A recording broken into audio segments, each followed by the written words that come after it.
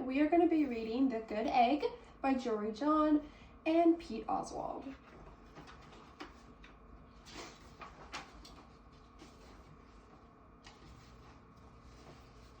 Oh, hello. I was just rescuing this cat. Know why? Because I'm a good egg. A very good egg. It's true. I do all kinds of good things, like I'll carry your groceries, I'll water your plants, I'll change your tires, I'll paint your house. If you need any help whatsoever, I'm your egg. I've always been a good egg. It's been this way from the start, even in my earliest days back at the store. There were a dozen of us living together under one recycled roof. There was Meg, and Peg, and Greg, and Clegg, and Shell, and Shelley, and Sheldon, and Shelby, and Egbert, and Frank, and other Frank.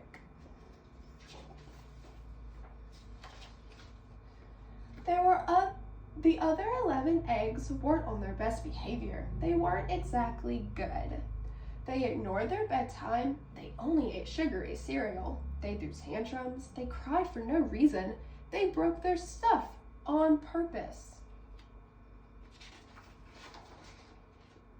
Meanwhile, I tried to take charge. I tried to fix their bad behavior. I tried to keep the peace because I was a good egg, a very good egg. Nobody seemed to care though. Every night I was exhausted. My head felt scrambled. Then, one fateful morning, I noticed some cracks in my shell. They were everywhere.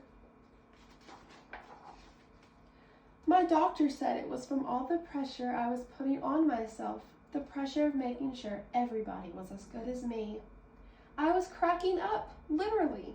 Something had to change. I'd had enough. I told Meg and Peg and Greg and Clegg and Shell and Shelley and Sheldon and Shelby and Egbert and Frank and other Frank that I was leaving. I can't be the only good egg in a bad carton, I said. Blah, blah, blah, they all replied. I left that night. I wandered from town to town. The hours became days. The days became weeks.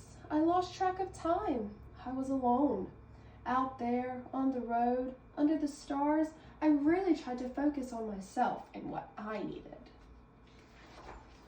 I took walks. I read books. I floated in the river. I wrote in my journal.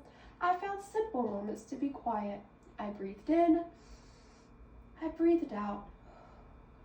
I even started painting.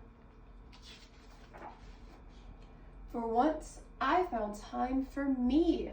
And guess what? Little by little, the cracks in my shell started to heal. My head no longer felt scrambled. I started to feel like myself again.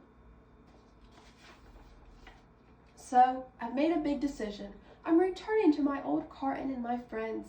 Besides, I'm kind of lonely out here. This time, I know what I need to do.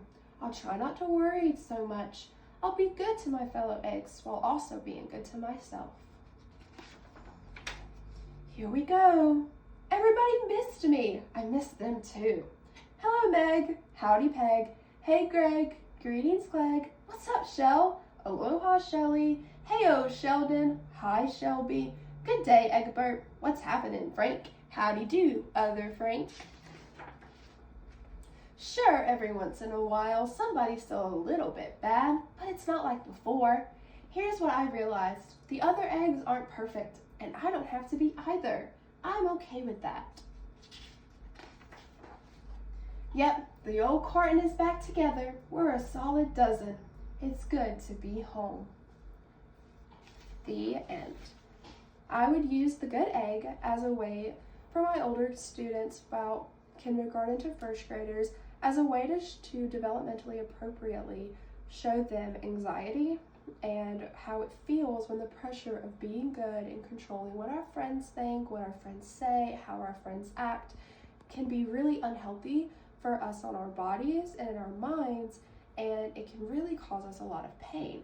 And I would use that as a way to also show that being respectful and responsible for our environment means that we can only control what we do.